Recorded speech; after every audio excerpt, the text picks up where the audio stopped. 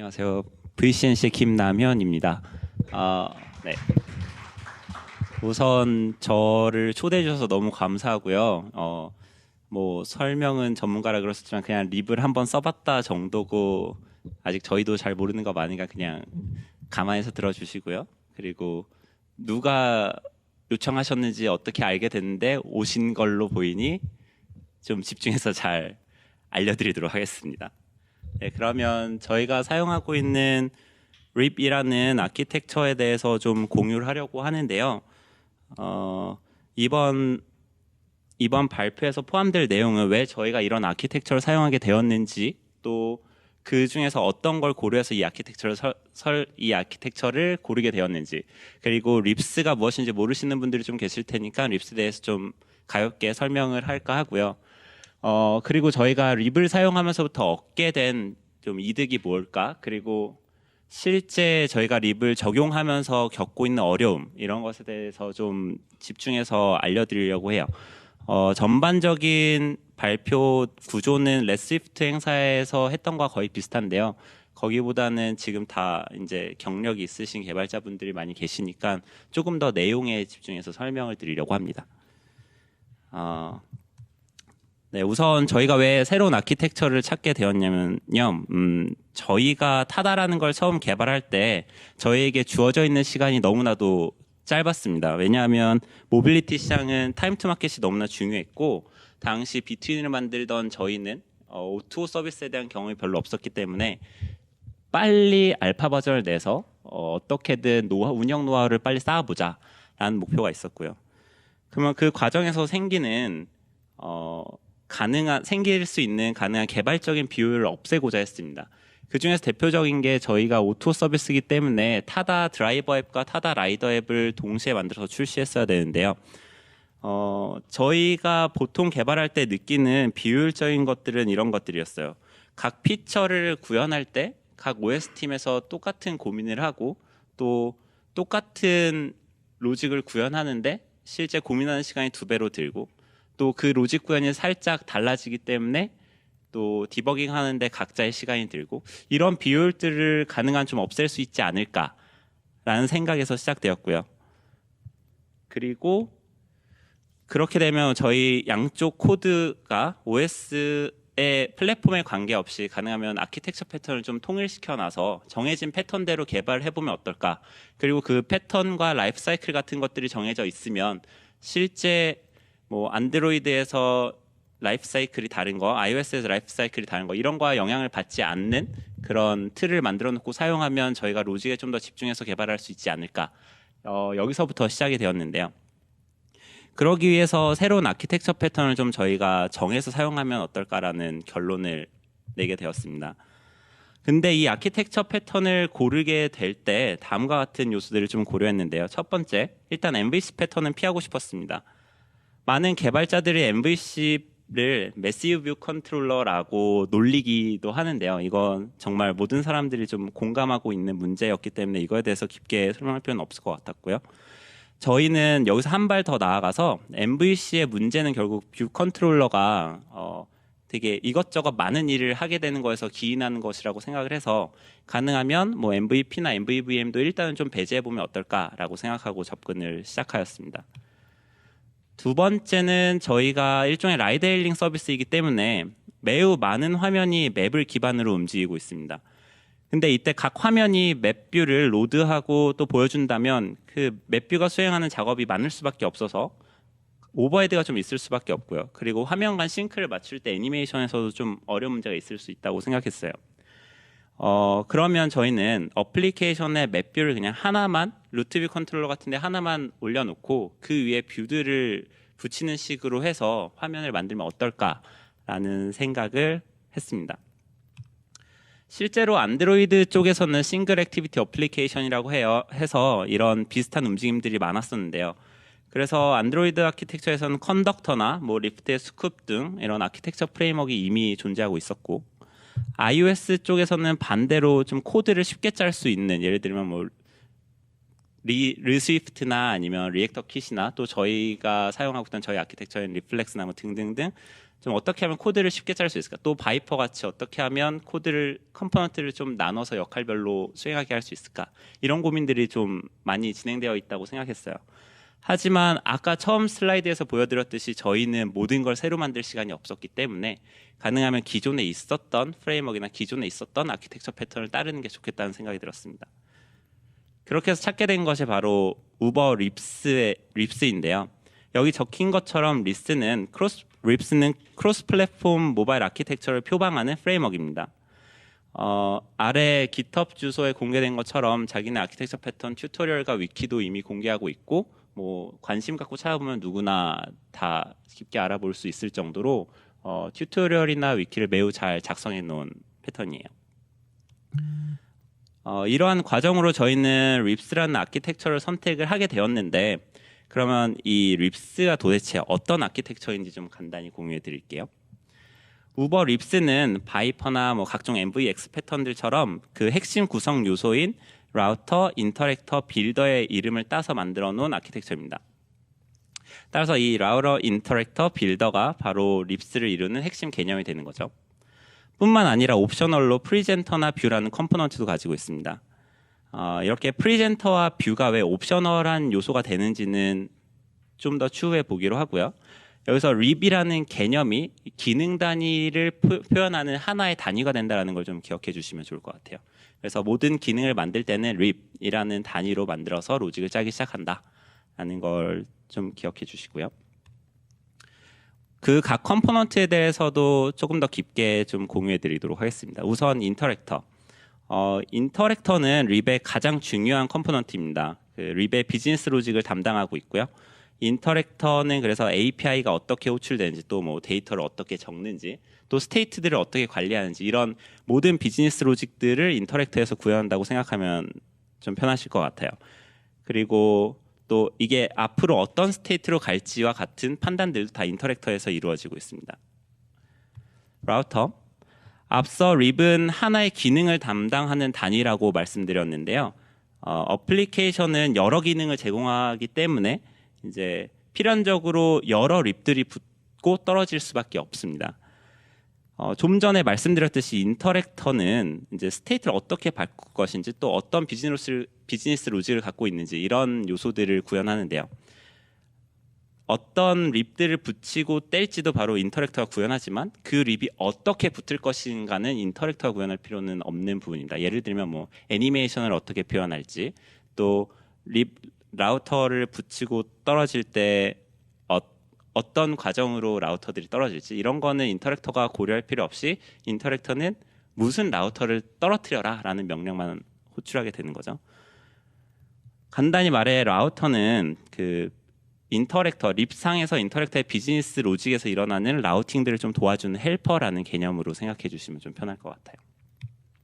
그리고 세 번째 빌더.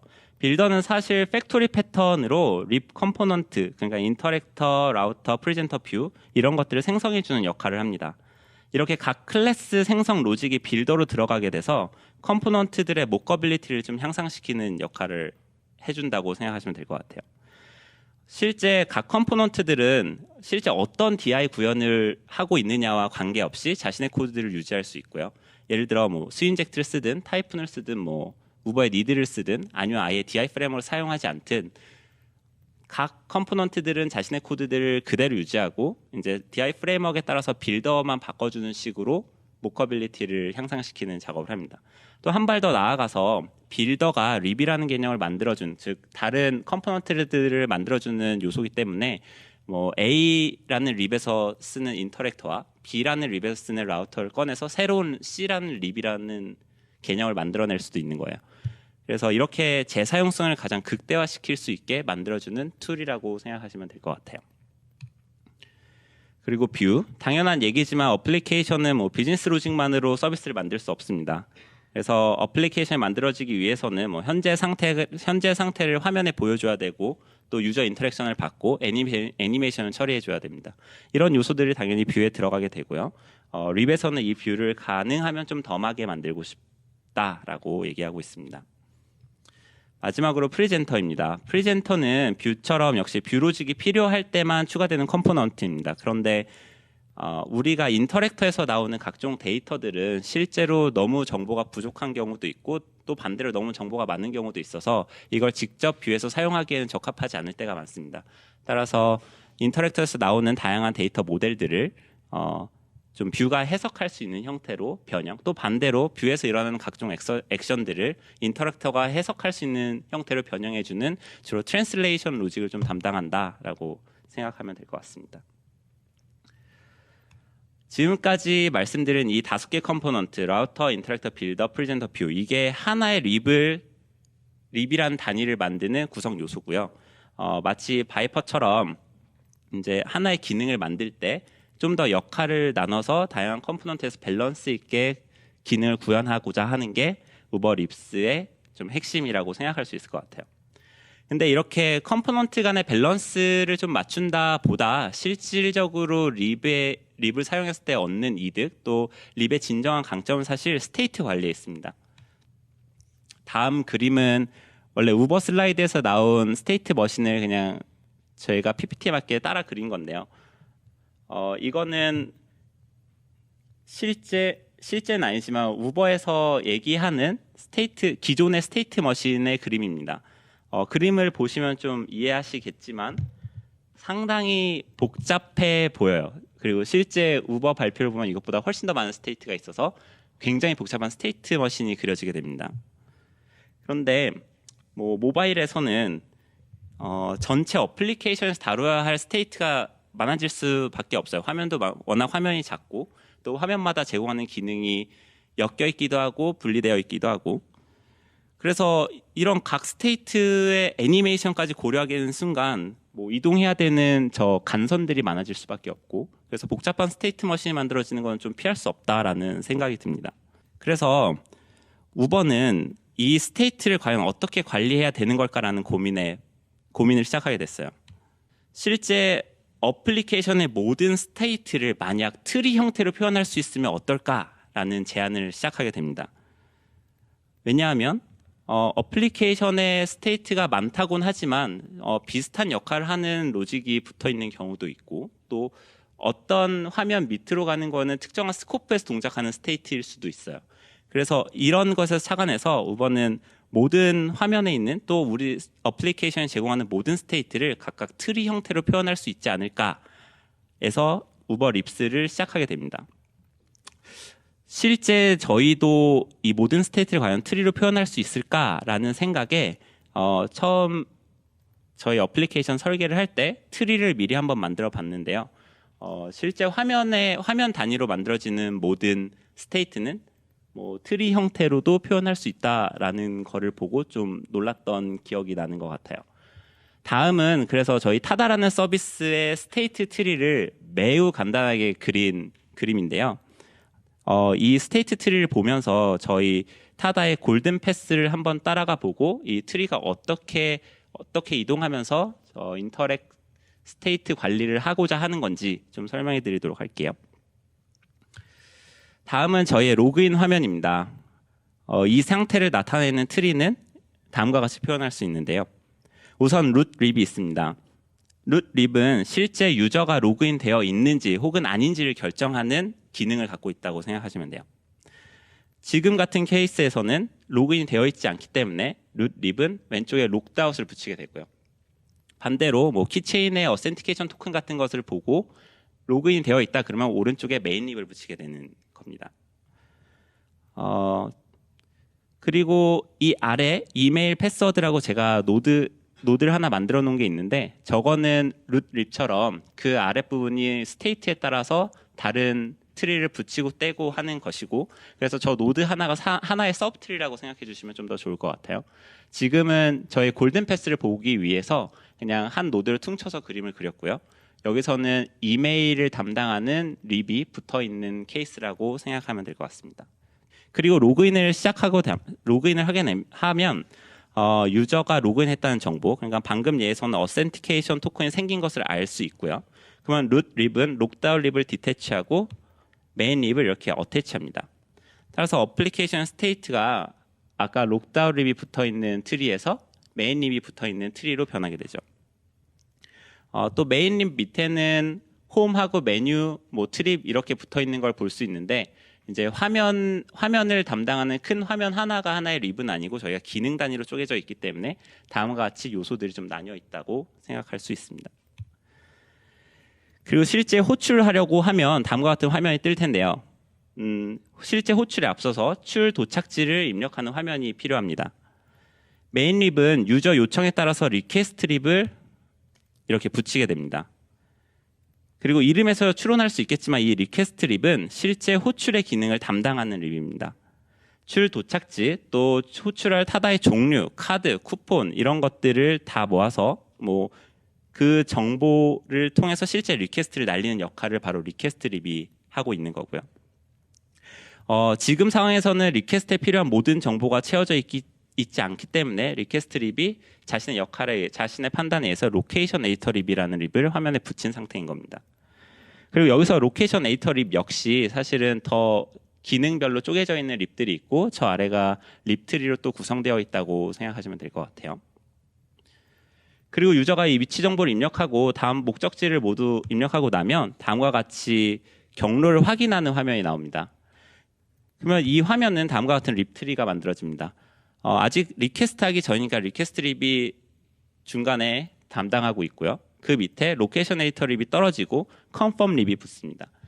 그리고 이 화면을 좀 자세히 보시면 하단에 뭐 카드 선택하거나 뭐 쿠폰을 선택할 수 있는 화면들이 있는데 이것도 역시 카드 리스트를 조회하고 이 카드를 적용하고 이런 류의 비즈니스 로직이 들어갈 수밖에 없기 때문에 카드, 쿠폰 역시 각각의 립으로 어태치 혹은 디태치되는 형태로 구현되어 있습니다. 여기서 또 호출하기를 누르게 되면 저희는 다음과 같은 세부 위치 조정 화면이 나오는데요. 이건 제가 트리를 잘못 그렸어요. 세부 위치 조정이 나오게 되는데 이건 마찬가지로 리퀘스트 립이 이제 컨펌 단계가 끝났으니까 리파인먼트라는 립을 붙이게 되고요. 이 리파인먼트 립이 다음과 같은 화면을 그리고 적절한 비즈니스 로직을 구현해 놓습니다. 제가 잘못 그렸다고 말씀드린 게 어떤 부분이냐면 지금 메인 립을 보면 메뉴 립이 붙어 있잖아요. 근데 이 화면에서는 메뉴를 볼 수 있는 화면이 없기 때문에 저 부분은 좀 딤돼 있다고 생각하고 봐주시면 감사하겠습니다. 자, 그리고 이제 실제 호출하고 라이드 타는 과정을 볼 건데요. 뭐 이 뒷부분은 앞에서 설명드린 거와 매우 유사하기 때문에 화면 없이 좀 빨리빨리 넘어가도록 하겠습니다. 탑승 이후의 화면에 마찬가지로 이제 라이드 립이라는 중간 단계가 하나 있습니다. 라이드 립은 왜 필요하냐면 저희는 사실 서버 드리븐 스테이트 변화가 일어납니다. 그래서 예를 들어 매치 상태가 되고 또 탑승 상태가 되고 도착 상태가 되고 이런 건 다 유저가 바꾸는 스테이트가 아니기 때문에 이 서버 드리븐 스테이트 변화를 관리하는 게 바로 라이드 립이 주로 행하는 역할이 되는 겁니다. 그래서 지금 같은 경우에는 다음 화면과 같이 라이드 상태인데 아직 매칭이 되지 않았기 때문에 펜딩 상태로 머무르게 되어 있고요. 또 그림의 메뉴, 여기 메뉴 립이 제대로 붙어 있는데 좌상단에 햄버거 버튼이 보이시죠? 저 햄버거 버튼이 바로 메뉴 립을 담당합니다. 여태까지 제가 가져왔던 그림들을 보면 실제 한 화면이 하나의 립을 담당하는 것처럼 보여서 일부러 이 화면을 한 번 더 가져왔는데요. 이 화면에서 보기에 메뉴 버튼은 진짜 한 44 x 44 정도의 매우 작은 뷰임에도 불구하고 저 메뉴 립이 행동하는 역할이 되게 공통된 로직들이 있습니다. 예를 들면 메뉴 립을 열면 메뉴 바가 나오게 되고요. 그 안에서 각종 화면들로 이동하는 라우팅 로직이 들어갈 수도 있고 또 유저 정보를 화면에 보여주는 로직이 될 수도 있고 또 유저에 대한 싱크를 맞추는 로직이 될 수도 있습니다. 이런 것들을 다 메뉴 립이라고 통칭하여서 저 버튼에 보이는 곳에 구현이 되어 있고요. 그리고 라우팅 로직과 각종 인터랙터 로직들은 이 메뉴 립에서 또 결정되어 있습니다. 이제 탑승이 하게 되면 매치드 상태로 가고요. 매치드 립이 유저가 이제 목적지에 도착하면 드랍 오프 립이 붙어서 이제 드라이버를 평가하고 또 내 경로를 확인하고 이런 역할을 하면서 저희 골든 패스 한 사이클이 지나간다라고 생각할 수 있습니다. 이처럼 저희의 골든 패스를 제가 그냥 트리로 한번 쫙 보여드렸는데요. 여기서 약간 중요하다라고 생각하는 점은 저희가 이 화면의 로직을 제가 저희 비즈니스 로직에 따라서 설명을 해드렸다는 점이에요. 그러니까 서버 드리븐으로 스테이트가 변하는 점들을 트리로 보여드렸고, 또 유저 액션으로 화면이 바뀔 때마다 그 트리가 어떻게 되는지 보여드렸고, 립에서 가장 중요하게 생각하는 거는 스테이트 변화는 바로 뷰에 의해서 변하는 것이 아니고 이제 비즈니스 로직에 의해서 스테이트가 변화해야 된다라는 점이에요. 아까 같은 트리를 그냥 저희가 뷰에 기반해서 그리게 되면 다음과 같은 그림으로 표현할 수 있겠는데요. 아까 전 트리와 비교해서 가장 큰 차이점은 일단은 트리의 깊이가 얕아질 수밖에 없습니다. 그리고 또 메인 뷰 같은 경우에는 관리해야 되는 칠드런들, 즉 로케이션 에디터의 시블링들이 너무 많아서 그 화면들을 관리하는데 메인 뷰의 어려움이 커질 수밖에 없어요. 그래서 이게 립에서 좀 얘기하고자 하는 거는 결국 너의 비즈니스 로직에 의해서 스테이트를 관리하고 그거에 따라서 스코프를 가둬서 관리를 할 수 있으면 훨씬 더 쉬운 코드가 되지 않겠느냐라는 것이 핵심이라고 생각합니다. 그러면 립 트리로 얻게 되는, 방금 제가 얘기한 게 너의 스코프를 가둔다라는 말씀을 드렸는데요. 그 스코프로 가둔다라는 게 어떤 의미인지 조금 더 자세하게 좀 설명을 해드리려고 해요.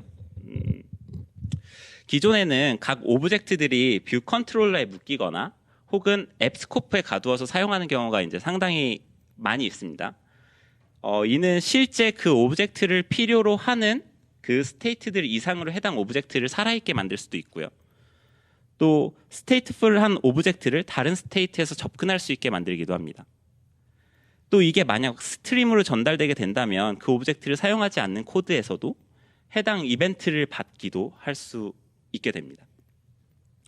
이러한 요소들은 어플리케이션을 심플하게 만드는데 좀 어려움을 준다라고 생각을 합니다. 불필요한 널 체크를 하거나 혹은 포스 캐스팅을 하거나 포스 언래핑을 하거나 이런 류들의 코드를 계속 좀 짤 수밖에 없게 만들어진다고 생각합니다. 그래서 스테이트풀한 오브젝트들을 정말 그 오브젝트가 살아있는 스코프에 맞게 가두어 사용할 수 있으면 어떨까라는 생각에 이르게 됩니다. 그게 실제로 어떻게 표현되고 있는지를 이 스코프라는 개념으로 좀 설명해 드리겠습니다. 먼저 룻 립은 아무런 가정이 있지 않습니다. 즉 아무 어썸션이 없고요. 여기에 바로 메인 립이 붙습니다. 즉 로그인된 상황이라는 얘기죠. 그렇다는 얘기는 룻 립은 메인 립에게 정확히는 이 메인 립과 그 칠드런 립들에게 유저 정보, 어센티케이션 정보들을 주입해 줄 수 있습니다. 네. 따라서 메인 립은 그 아래에 있는 립 트리에게 이 정보들, 즉 어스 토큰과 유저 DTO를 전달해 주고 이 아래에 있는 립들은 적어도 어스 토큰과 유저 DTO는 항상 있다라고 가정해 놓고 코드를 짤 수 있게 되는 거예요. 그러면 이게 실제 코드 단에서는 어떻게 적용이 되냐면 다음과 같이 이제 어스 토큰 네트워크 리퀘스트라는 특정 리퀘스트가 있다면 여기에 어스 토큰이 있냐 없냐에 따라서 리퀘스트를 만드는 동작이 다음처럼 그냥 add 어스 토큰을 항상 보장하면서 사용할 수 있게 되는 것입니다. 왜냐하면 어스 토큰을 메인 립에서 주입받기 때문이죠. 그리고 또 이 밖에 있는 스코프, 즉 메인이 아닌 스코프에서 다음과 같은 네트워크 리퀘스트를 사용하려고 한다면 컴파일 에러가 발생하기 때문에 저희가 실수하는 것도 미연에 잡을 수 있고요. 한 단계만 더 보도록 할게요. 이제 메인에 라이드 상태가 되면 다음과 같이 라이드 립이 붙습니다. 그렇다는 얘기는 메인에서 라이드 관련된 객체를 라이드 립 아래 칠드런 립 트리에게 전달해 준다는 얘기고요. 그럼 라이드 스코프에 갇혀 있는 모든 코드들은 라이드가 있다라고 가정하고 코드를 짤 수 있다는 얘기죠. 근데 저희가 보통 싱크를 맞추고 또 앱을 만들 때 리프레시 로직을 보통 많이 짜잖아요. 그러면 다음과 같은 코드들이 좀 생길 수밖에 없어요. 리프레시 할 때 라이드가 있으면 현재 라이드 스테이터스를 조회하고 그게 없으면 그냥 유저 스테이터스 조회해서 화면에 업데이트해라. 이런 코드들을 만들 수 있는데 그럼 이게 라이드 립 안에 고정되어 있다면 다음과 같은 if문 자체가 아예 없어져 버리는 거죠. 이건 라이드가 있을 때만 존재하는 클래스이기 때문에. 반대로 또 라이드가 아닌 그 익스클루시브하게 반대쪽에서는 유저 스테이터스를 조회할 수 있는 API를 호출하면 되는 거고요. 이것처럼 스코프를 가지게 되면 좀 더 저희가 생각하는, 그러니까 분기를 태우는 것도 또 코드를 작성하는 것도 보다 쉽게 만들 수 있게 됩니다. 그 트리의 스코프에 맞게끔 정말 그 인터랙터 로직, 인터랙터 라이프 사이클에 맞게끔 코드를 작성할 수 있기 때문이죠. 그런데 이렇게 스코프에 갇히게 되면, 그러니까 제가 지금 말씀드린 거는 사실 너무나 명확한 거잖아요. 뭐 솔리드 원칙, 또 뭐 싱글 리스폰시빌리티, 아니면 뭐 오픈 클로즈 프린시플, 이런 건 다들 잘 알고 있는데 실제로 작업할 때는 이런 것들을 깨지게 만드는 부분들이 사실 좀 있잖아요. 뭐 대표적으로 저희가 뷰 컨트롤러를 그렇게 만든다 해도 뷰 컨트롤러와 뷰 컨트롤러 간에 전달해줘야 될 정보들이 나올 수도 있고, 또 클래스와 클래스 간에 전달해줘야 될 정보들이 나올 수도 있고, 이럴 때마다 저희는 룰을 알고 있음에도 불구하고 좀 깨지게 되는 경향이 있다고 저는 생각하는데, 만약 마찬가지로 인터랙터가 다른 립에게 이벤트를 보내야 할 일이 있을 때는 그럼 어떻게 해야 될 것이냐라는 의문에 빠지게 됩니다. 뭐 여기서는 홈에서 위치 정보를 저희 리퀘스트 립에게 어떻게 전달할 것이냐라는 예제를 들 수 있을 것 같은데요. 뭐 그냥 간단하게 생각하면 홈에서 페어런트에 칠드런을 가져와서 리퀘스트인 거에다가 인터랙터를 가져와서 업데이트 시켜라, 뭐 이런 코드들을 사실 짤 수는 없잖아요. 그래서 립은 이 커뮤니케이션 방식도 좀 제한을 두고 사용하고자 합니다. 아까 립은 트리 형태라고 말씀드렸는데요. 그래서 립은 커뮤니케이션 방법이 업워드와 다운워드가 있습니다. 일단은 업워드 컴즈를 먼저 보시죠. 립에서는 업워드 커뮤니케이션으로 리스너 인터페이스를 사용하도록 하고 있습니다. 즉 자신의 리스너 인터페이스를 선언해 놓고 그 주입받은 리스너를 동작시키는 방식으로 커뮤니케이션을 하겠다는 거예요. 그 이유는 일단 립트리 상에서 부모 노드는 자식 노드를 알지만 자식 노드는 부모를 알지 못하기 때문입니다. 이처럼 자식 노드가 부모의 특정 기능을 직접 호출하지 못하게 막아놓음으로써 이제 부모와 자식의 커플링을 최대한 없애려고 노력한 커뮤니케이션 방식이라고 이해할 수 있을 것 같습니다. 따라서 아까 예제에서 유저가 호출 정보를 만들기 위해, 즉 이제 홈에 있는 어떤 로케이션 뷰를 탭하면 리스너를 통해서 자신이 이런 요청을 받았다라는 것을 메인에게 알려주게 됩니다. 물론 홈 립은 이게 메인이 받는지 루트가 받는지 뭐 리퀘스트가 받는지 이런 건 알 수가 없죠. 그리고 메인 립은 이 리스너 구현을 해서 적절한 비즈니스 로직에 따라서 뭐 홈을 떼고 리퀘스트를 붙이는 그런 역할들을 수행하게 됩니다. 그럼 반대로 다운워드 커뮤니케이션을 좀 보도록 할게요. 일단 다운워드 커뮤니케이션은 방금처럼 리스너 인터페이스를 구현할 수 없습니다. 가장 대표적인 이유는 뭐 자식 여러 개가 있을 수 있죠. 리스너 패턴으로 그냥 단순히 리스너 패턴으로 한다면 어떤 자식, 그러니까 리스너를 뭘로 선언해야, 디얼로그를 뭘로 해야 될지, 또 어떤 리스너를 할당해 써야 될지 뭐 이런 걸 할 수 없습니다. 물론 뭐 어레이로 만들어서 사용할 수는 있겠지만요. 그리고 또 하나, 아까 스코프로 인젝션 받는 게 되게 중요하다고 말씀드렸는데 다운워드로는 리스너를 인젝트 받을 수가 없습니다. 부모에서 오는 인젝트 받을 수 있지만 칠드런에게 인젝트 받을 수는 없는 건 사실 좀 당연하죠. 뭐 물론 거기에 프로퍼티를 선언해서 리스너를 두고 그 리스너를 호출하는 방식으로 사용할 수는 있겠지만 이거는 립이 추구하는 방향과는 좀 맞지 않다라고 생각합니다. 그래서 립은 다운워드 커뮤니케이션은 RX를 이용해서 전달하려고 해요. 특정 이벤트가 발생할 때마다 이제 스트림을 만들어 놓고 그 스트림에다가 이벤트를 계속 에밋하는 방식이 되는 겁니다. 그러면 메인은 로케이션이라는 이벤트를 계속 만들어내고 있는 인터랙터예요. 이 로케이션을 사용하는 것은 이 자식 노드들 중에 필요한 노드가 그냥 필요한 립이 사용하는 겁니다. 뭐 여기서 저희 서비스 같은 경우에는 홈에서 맨 처음에 현위치 버튼이 필요하기 때문에 이 로케이션 스트림을 서브스크라이브해서 사용하고 있고요. 반대로 리퀘스트도 뭐 현위치를 고르는 UI가 있기 때문에 이 로케이션 스트림을 서브스크라이브 사용하고 있습니다. 이렇게 스코프를 가두고 커뮤니케이션 방식을 제한하는 방법으로 립은 설계하고 있는데요. 이 방법은 이제 저희의 공동 작업의 효율을 매우 올리게 되는 결과를 가져옵니다. 왜냐하면 각 립은 디펜던시만 제대로 인젝트가 되어 있다면 각각 독립적으로 코드를 작성할 수 있기 때문이죠. 그리고 심지어 뷰까지 포함되어 있는 모듈화를 좀 달성할 수 있게 만들어줘요. 실제로 저희는 서비스를 처음 만들 때 립트리를 만들고 립 설계를 같이 한 뒤에 각 립에 필요한 것들을 정해놓고 5명이 그냥 동시에 각자 립을 만들고 그냥 합쳐보니까 어느새 서비스가 완성되어 있던 걸 좀 경험한 적이 있는데요.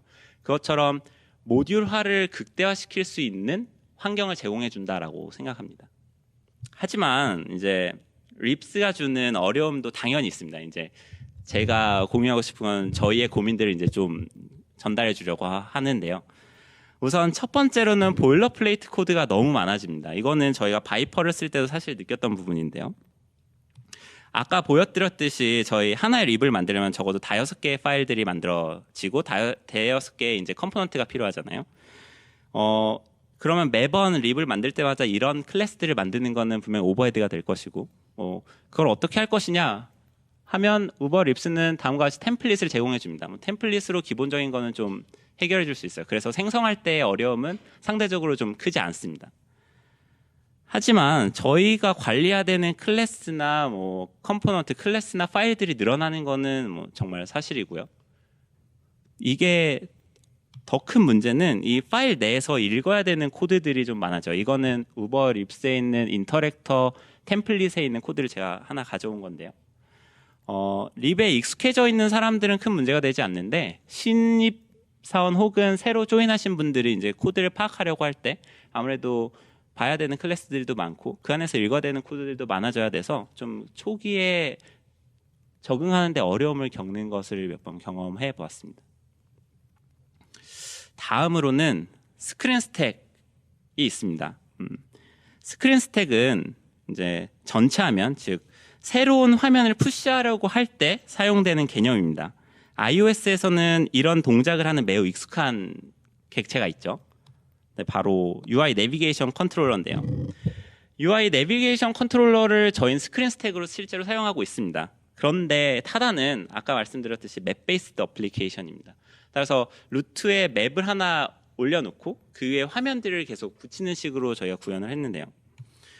UI 내비게이션 컨트롤러를 사용할 때 저희 아쉬운 점은 이 완전 트랜스페어런트한 뷰, 그러니까 예전에 프리젠트를 커스텀 모달로 띄어서 투명한 모달을 띄웠듯이 그런 형태로 내비게이션이 푸시가 되지 않습니다. 이런 부분들 때문에 저희는 저희가 원하는 근데 디자인적으로는 사실 뒤에가 뚫려서 보이는 전체 화면 기능을 원하는 로직이 많잖아요. 예를 들면 전면 팝업이 될 수도 있고 또 각종 셀렉터가 될 수도 있고. 그래서 저희는 이런 화면들을 만들 때마다 그냥 어쩔 수 없이 투명 립을 만들어서 그냥 붙이는 식으로 그런 식으로 구현을 하고 있습니다. 사실 이 부분은 그냥 전체 스크린이라는 개념을 도입해서 하면 애니메이션이나 이런 걸 구현하기 훨씬 더 수월해짐에도 불구하고 저희는 그렇게 사용하고 있고요. 그래서 궁극적으로는 스크린 스택을 이제 내비게이션 컨트롤을 직접 쓰지 않고 저희가 필요한 기능들을 좀 만들어 사용하면 어떨까라고 생각하고 있고요. 실제 안드로이드에서는 스크린 스택을 만들어서 사용하고 있습니다. 다음으로는 제 개인적으로 가장 큰 불만 중에 하나인 디펜던시 인젝션인데요. 립은 빌더 안에 기본적으로 컴포넌트라는 클래스가 있어요. 립 컴포넌트 말고. 이 컴포넌트라는 클래스는 뭐냐면 립의 디펜던시를 관리해주는 클래스입니다. 그리고 각 인터랙터 라우터 같은 이 컴포넌트들은 이 컴포넌트 클래스를 통해서 필요한 객체들을 전달받게 돼요. 근데 안드로이드에서는 대거라는 프레임워크가 있습니다. 혹시 이제 모르시는 분들을 위해 간단히 설명드리면 정적 컴파일 타임 DI 프레임워크로 주로 APT를 이용해서 DI 그래프를 그리고 필요한 인젝션을 이제 자동으로 해주는 그런 프레임워크라고 생각하시면 될 것 같아요. 이 덕분에 컴파일 시 그래프도 당연히 그래프 문제도 해결할 수 있고요. 또 코드 인젝트 할 때마다 드는 노력이 매우 줄어듭니다. 근데 iOS에서는 아시다시피 APT는 없고요. 그래서 또 저희가 사용하는 컴파일 타임의 그래프를 그리는 것도 없기 때문에 일단 현재까지는 정말 그냥 손으로 DI를 해서 코드를 작성하고 있습니다. 그래서 이거는 우버 튜토리얼 중에 하나인데 우버 튜토리얼도 다음과 같이 필요한 DI를 각각 빌더에서 코드를 이렇게 구현하는 식으로 하고 있어요. 근데 매번 이렇게 코드를 짜는 게 사실 너무 불필요한 작업인 것 같아 보이니까 우버에서 나온 니들이란 거를 저희는 좀 접하고 사용해 보려고 했어요. 니들은 마치 iOS의 대거와 같이 컴파일 타임 세이프 스위프트 디펜던시 인젝션 프레임워크이다 이러면 설명을 하고 나왔고요. 실제로 코드 제너레이션 해주는 방식으로 동작을 합니다. 하지만 니들이 저희의 니즈를 다 해결해 주지 못한 거는 그래프는 컴파일 타임에 그려서 안정성을 체크해 주지만 실제 디펜던시 인젝션을 자동으로 해주지는 않고 있습니다. 그래서 앞에 코드와 같이 이 하단 부분이겠죠. 인터랙터에 필요한 것들을 넣어주고 또 로그인 인터랙터에 뮤테이블 스코어 스트림 같이 이런 식으로 필요한 인젝트를 계속 해주는 건 저희가 코드를 작성할 수밖에 없습니다. 그래서 저희는 이 문제를 좀 어떻게 해결해 볼까 고민을 하다가 스트럭트의 오토 이니셜라이저 같은 형태로 좀 풀 수는 없을까? 그러니까 저희가 해결하고 싶은 거는 어떤 프로퍼티를 하나 선언할 때마다 프로퍼티 하나 선언해 놓고 컨스트럭터를 수정하고 또 컨스트럭터에서 받은 객체를 셀프에 집어넣는 이런 코드들이 계속 나오는 것들을 좀 수정하고 싶었고요. 그래서 스트럭터의 오토 이니셜라이저를 최대한 좀 잘 사용해 보면 어떨까라는 아이디에이션만 좀 하고 있는 중입니다. 다음으로는 또 중요한 게 애니메이션인데요. 아까 제가 그 립은 애니메이션도 뷰에서 뭐 처리하고 뭐 되게 컴포넌트가 잘 나뉘어 있어서 애니메이션 관리하기도 편하고 뷰 로직도 분리되어 있고 이렇게 말씀드렸잖아요. 근데 다음과 같은 상황을 어떻게 구현할지 좀 생각해 보면 문제를 이해하실 수 있을 것 같아요. 지금 저희의 컴펌에서 리파인먼트를 이동하는 화면인데요. 아까 립트를 보여드렸듯이 여기는 컨펌 립이 붙어 있는 상태이고요. 이 상태에서 리파인먼트로 넘어가는데 아래 하단의 하얀 부분들이 크게 맞춰서 줄어들어야 돼요. 그런데 사실 이런 애니메이션은 그냥 저희가 립을 사용하기 전에는 별로 어렵지 않았었습니다. 뭐 예전에 비에클 옵션을 체크하는 이런 어떤 뷰 컨트롤에서 리파인 로케이션을 하는 뷰 컨트롤로 이동하는 거잖아요. 이거는 iOS에서 UIB 컨트롤 트랜지션 델리게이트라는 거를 제공해주고 있습니다. 그래서 여기서 적절한 애니메이션, 뭐 뷰 이동 이런 것들을 관리해주면 되게 자연스럽게 화면 이동이 잘 일어났었어요. 그런데 이게 왜 립으로 사용했을 때 좀 문제가 되나라고 생각해보면 아까 스테이트 머신이 아니고 각 스테이트를 저희가 트리로 관리한다라고 말씀드렸잖아요. 그러면 지금 이 두 화면은 다음과 같은 두 화면의 트랜지션이라고 생각하면 될 것 같아요. 그래서 왼쪽과 같은 립트리에서 오른쪽과 같은 립트리로 바뀌어야 된다. 근데 이렇게 애니메이션들을 정의해 나가다 보면 아까 처음 봤던 그 컨볼루티드한 스테이트 머신이 다시 되는 결과가 될 수도 있어요. 그래서 이런 좀 트랜지션을 쉐어해야 되는 경우에는 과연 어떻게 코드를 짜는 것이 맞는 것인가에 대한 고민을 매우 많이 하고 있습니다. 일단 뭐 팀 내 합의를 본 건 아닌데 제 개인적인 생각으로는 지금 여기서 문제는 홈이 리퀘스트를 붙일 때 결국 그 시점에 리퀘스트 우리가 최종적으로 가야 될 트리가 어떤 모양인지 알 수 없다라는 부분이 핵심인 거고요. 그래서 빌더 패턴을 이용해서 뭐 리퀘스트를 붙일 때 그 안에 서브트리를 미리 만들고 그리고 이동할 때 서브트리를 붙이는 형태로 하고 애니메이션 하면 어떨까라는 아이디에이션 정도만 좀 하고 있는 상태입니다. 그리고 이렇게 애니메이션, 즉 립이 붙을 때 애니메이션을 고려하다 보면 좀 라이프 사이클의 수정이 있을 수밖에 없게 돼요. 립에서는 기본적으로 액티브하고 인액티브 상태밖에 없습니다. 그냥 트리 상에 립이 붙었나 안 붙었나의 개념만 존재할 뿐이죠. 근데 뷰 will appear, 뷰 did appear, 또 뷰 will disappear, did disappear 같은 식으로 화면에 뜰 때 기본 애니메이션을 많이 넣고 싶다 그러면 라우터에 will attach, did attach, 또 will attach, did attach 같은 라이프 사이클을 만들 수밖에 없다고 생각했습니다. 그래서 저희는 실제로 라우터에 대해서는 다음과 같은 라이프 사이클을 추가해 두었고요. 그리고 이를 코드로 짬으로써 생각보다 좀 잘 동작하고 있는 것 같다라는 생각은 들어요. 그러니까 예를 들어 화면 애니메이션이 끝난 뒤에 뭐 API를 호출한다든지 이런 디테일한 작업들까지 할 수 있게 되었으니까요. 이제 진짜 마지막 저희 고민거리인데요. 저희의 요즘 또 하나 드는 고민거리는 라우터가 과연 무슨 역할을 할 수 있는가입니다. 아까 설명드렸듯이 라우터는 인터랙터와 인터랙터 사이의 추가적인 레이어예요. 그래서 부모와 차일드의 커플링을 최대한 없애주는 개념이 돼서 좀 더 인터랙터가 비즈니스 로직에 집중할 수 있게끔 도와주는 레이어가 됩니다. 그래서 실제로 이 덕분에 인터랙터 코드는 매우 계속 심플하게 유지할 수 있고요. 또 모커빌리티도 최대한 높아져서 뭐 되게 복잡한 인터랙터 로직도 테스트하기 쉽게 만들어줍니다. 그리고 한 발 더 나아가서 라우터는 되게 간단하지만 계속 반복되는 라우팅 로직들, 예를 들어 트리에서 뭘 빼고 붙이고 애니메이션을 넣는 이런 로직들을 다 포함하고 있기 때문에 인터랙터가 이런 걸 구현할 필요 없이 라우터가 이 로직을 구현하고 있어서 좀 인터랙터 보기에 쉽게 코드를 짤 수 있게 됩니다. 그런데 저희는 이거 정말 그냥 헬퍼로만 쓰는 게 맞는가라는 생각이 계속 들고 있는 거예요. 그 예를 좀 들어서 설명해 드릴게요. 아까 리퀘스트라는 립은 로케이션 에디터, 컨펌, 리파인먼트가 익스클루시브하게 붙는 립입니다. 그러면 익스클루시브하다는 얘기는 로케이션 에디터가 떨어지고 컨펌을 붙이고 컨펌을 떨어뜨리고 리파인먼트를 붙여야 된다는 얘기인데 이거는 사실 비즈니스 로직이잖아요. 그러면 인터랙터에서 이 로직들을 구현해야 되는 게 맞는 것 같은데 립은 즉 라우터는 이제 부모와 차일드를 다 관리하고 있다 그랬으니까 어차피 붙어있는 라우터들, 붙어있는 립들을 알고 있습니다. 그러면 이렇게 립을 트랙하는 거를 인터랙터가 해야 되는 로직일까? 라우터가 해야 되는 로직일까? 뭐 이런 고민들을 하기 시작했고요. 실제로 저희는 라우터에 그래서 exclusively attach라는 메소드를 만들어서 이넘 형태로 익스클루시브하게 붙어야 되는 것들을 좀 실드 클래스 혹은 이넘 형태로 관리해서 저런 트래킹하는 걸 라우터한테 한번 옮겨봤어요. 그러면 이제 또 드는 생각이 이거 라우터에서 하는 거 되게 편해졌는데 그러면 라우터가 또 어디까지 하는 게 맞는 걸까? 이런 생각들이 좀 들기 시작하는 거예요. 그런 부분들에 대해서 아직까지 뭐가 맞다라는 합의는 좀 보지 못한 상태입니다.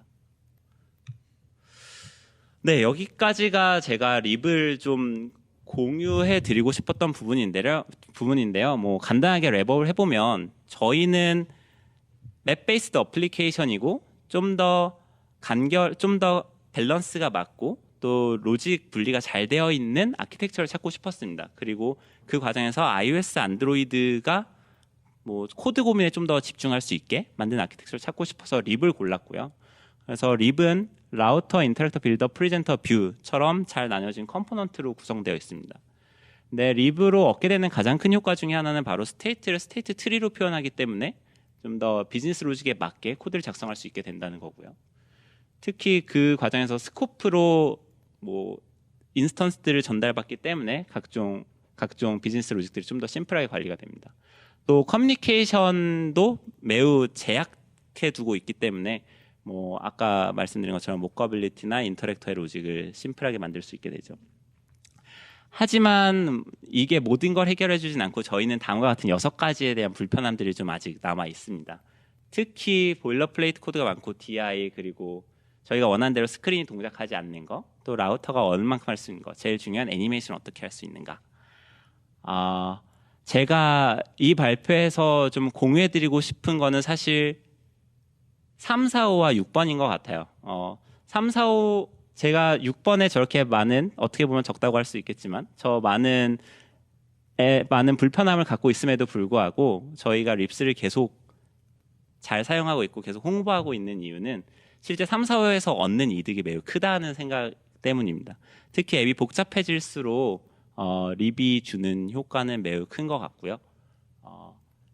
그런데 이제 6번을 다른 분들도 이제 립을 좀 잘 봐주셔서 6번에 대한 얘기를 많이 나누고 또 이 립 혹은 저희 iOS 아키텍처 서비스 전반적인 퀄리티를 좀 높이는데 기여할 수 있게 됐으면 좋겠습니다. 혹시 질문 있으신가요? 지도 쓰시는데 불편하신 점 없었습니다. 지도 일단 잠시만요. 네, 불편한 거 있었는데 다 해결됐어요. 다 해결됐는데 저 팟으로 받을 때 git LFS를 항상 설치해야 되는 게 처음에 불편했었습니다. 네, 근데 네, 너무 잘 쓰고 있어요. 감사합니다. 네.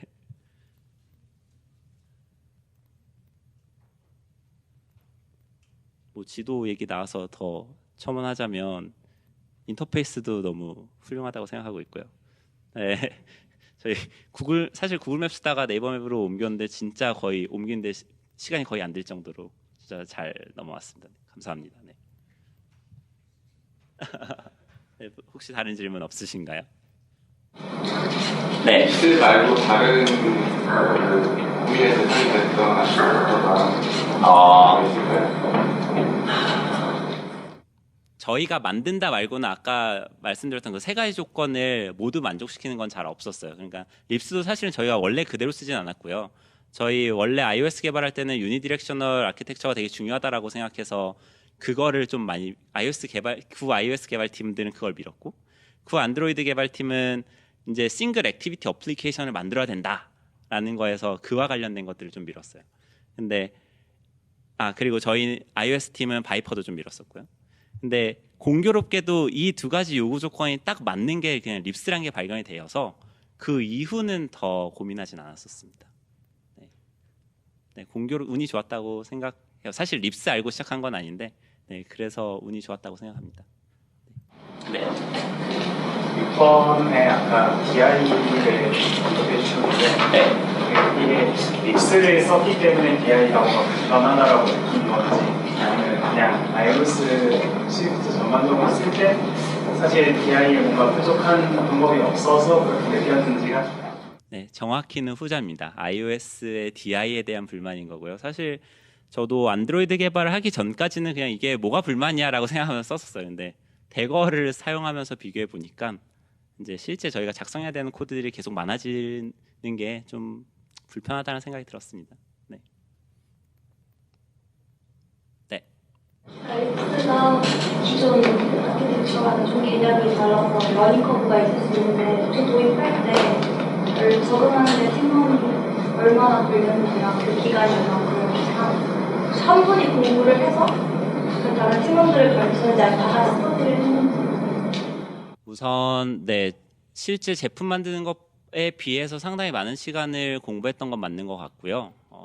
그리고 주로 한 명이 일단 깊게 파서 내용들을 좀 키워드들을 주로 던져줬던 것 같아요. 그래서 고민거리들을 계속 던져주고 그걸 같이 얘기하고 그런 식으로 문제를 풀었던 것 같습니다. 러닝 커브는 네, 초기에는 좀 큰 것 같아요. 초기에는 큰 것 같고요. 다만 만약 바이퍼 패턴에 익숙하시다면 적어도 한 립을 구성하는 거에 대해서는 러닝 커브가 없으니까 거기에 대해서는 별로 어려움이 없었던 것 같고요. 다만 이제 뭐 한 화면이 한 뷰 컨트롤러로 이루어지지 않는다라는 거에 적응하는 거에 대한 러닝 커브가 좀 있었던 것 같습니다. 네.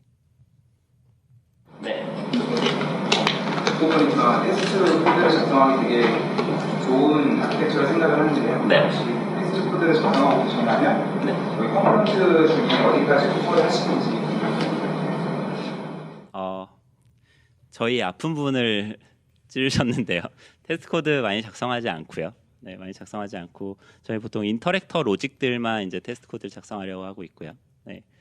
커버리지는 사실 이게 코드를 보면 다른 데 들어가는 기본 코드들이 많아서 커버리지가 아주 높아지진 않아요. 왜냐하면 저희가 테스트하고 싶은 실제 코드들은 거의 인터랙터 한정이거든요. 근데 아까 잠깐 보셨겠지만 빌더도 메소드가 많아질 수밖에 없고요. 또 그 라우터도 사실 메소드가 내부적으로 많아요. 그래서 실제 커버리지가 엄청 높아지진 않습니다. 근데 저희가 실제 코드를 작성할 때 그러니까 사실 저희가 테스트 코드 작성하는 거는 커버리지 높이기보단 저희의 로직을 검증하는 것들을 넣는 거잖아요. 네, 그런 거에서는 매우 큰 도움이 된다고 생각하고 있습니다.